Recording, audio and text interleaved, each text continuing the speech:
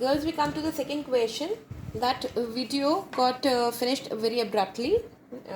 So we'll just continue with the second question. Second question says that in the given figure, the circle is divided into 4 equal parts by the lines. Okay, by these lines it is divided into 4 equal parts. These are the parts given to you. Now they are saying how many times is the angle AOB? This angle AOB, AOB. So that means this whole angle is of angle AOC. AOC, right?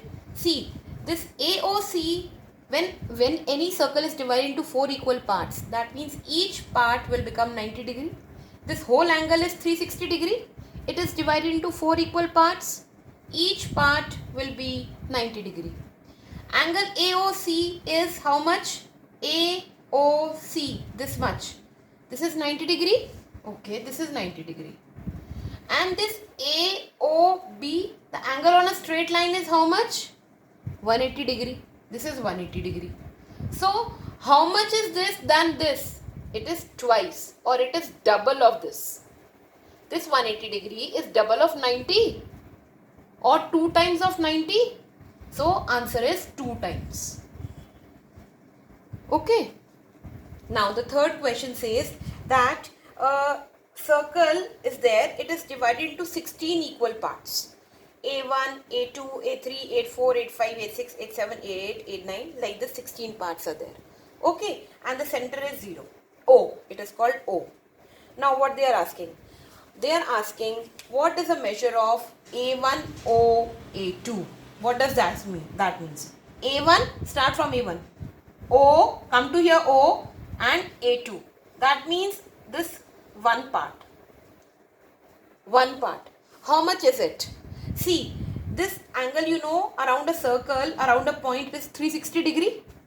It is divided into 16 equal parts. So each part or one part will be equal to 360 upon 16. That will be 22.5 degree. Got it? So any part, any one part, each part will be equal to 22.5 degree. Now the next part here is A1O A3. Okay, let's start that. A1 O A3. We have to go till A3. So how many parts it has covered? 1 and 2. 2 parts have been covered. You know very well that one part is equal to 22.5 degree. Abhi you have calculated it. So 2 part will be equal to into 2 gives you 45 degree. Clear? Now C part. A1O A5. Let's start from A1 only. A1 O and we are going till A5. Now this one. So let's see how many parts we have covered. 1, 2, 3, 4. 4 parts we have covered. Each part is 22.5 degree into 4. That gives you 90 degree. Now the D part. D part says how much is A1O A2 of A1O A12 of A1O A2. How many times this is of this? That means how many times this is bigger than this? A1O A2 is one part only. You know that? So this is 1. And A1O A12. Let's count these parts. From A1 going to O till A12. Like this we have to go. From here going till 12. Let's count. This one part 2, 3, 4, 5, 6, 7, 8, 9, 10, 11.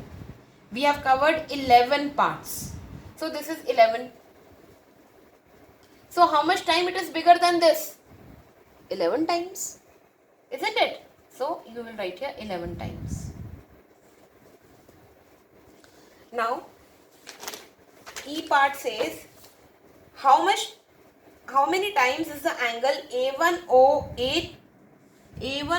A4 of the angle A1O A2. That means this A1O A4 is how many times bigger than this? Okay, let's do that. A1O, A2 is one part, you know that. A1O, A2 is one part only. So write there 1. Now A1O, A4. So let's come to A4. A1O, A4. How many parts it has covered? 1, 2, 3. This is 3. So that means this is 3 times bigger or 3 times the angle of this. Clear? And the last one says, what fraction of the whole revolution is angle A5O, A7? Now they have started from A5. Okay, let's start from A5. A5O, A7. That means 2 parts they have covered. Out of total how many parts? 16. Isn't it? So it is equal to 2 out of 16. That is equal to 1 upon 8.